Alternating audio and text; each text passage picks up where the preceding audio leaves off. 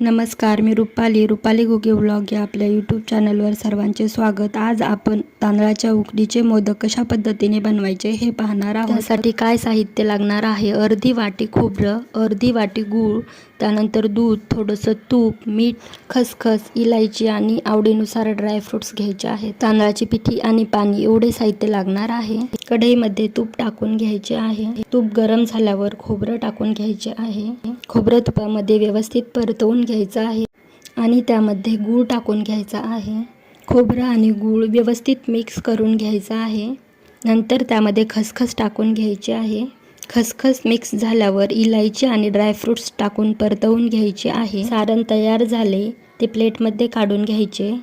आपल्याला उकड काढायची, त्यासाठी कढईमध्ये तूप टाकून घ्यायचे आहे। तूप गरम झाल्यावर त्यामध्ये 1 वाटी पाणी टाकायचे आहे। 1 वाटी तांदळाच्या पिठीसाठी 1 वाटी पाणी असे प्रमाण घ्यायचे आहे। थोडं मीठ टाकायचं व 1 छोटी वाटी दूध टाकायचे आहे। दूध टाकल्यामुळे मोदक पांढरे शुभ्र व मऊसूद होतात।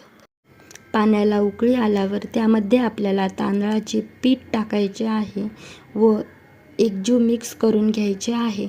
त्यानंतर सारण ताटामध्ये काढून घ्यायचे आहे।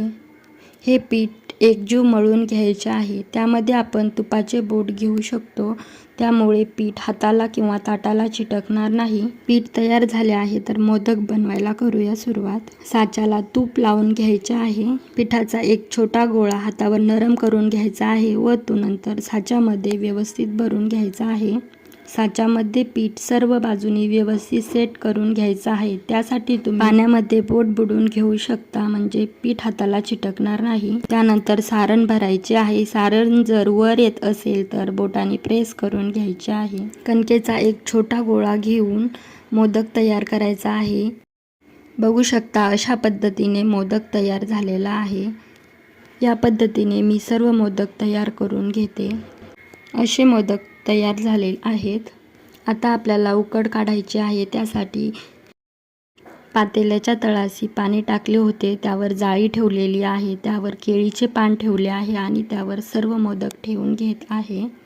केळीचे पान नसेल तर जाळीला तूप लावून घेऊ शकता। झाकण ठेवून त्यानंतर मोदक आपल्याला 8 ते 10 मिनिटांसाठी वाफवून घ्यायचे आहेत।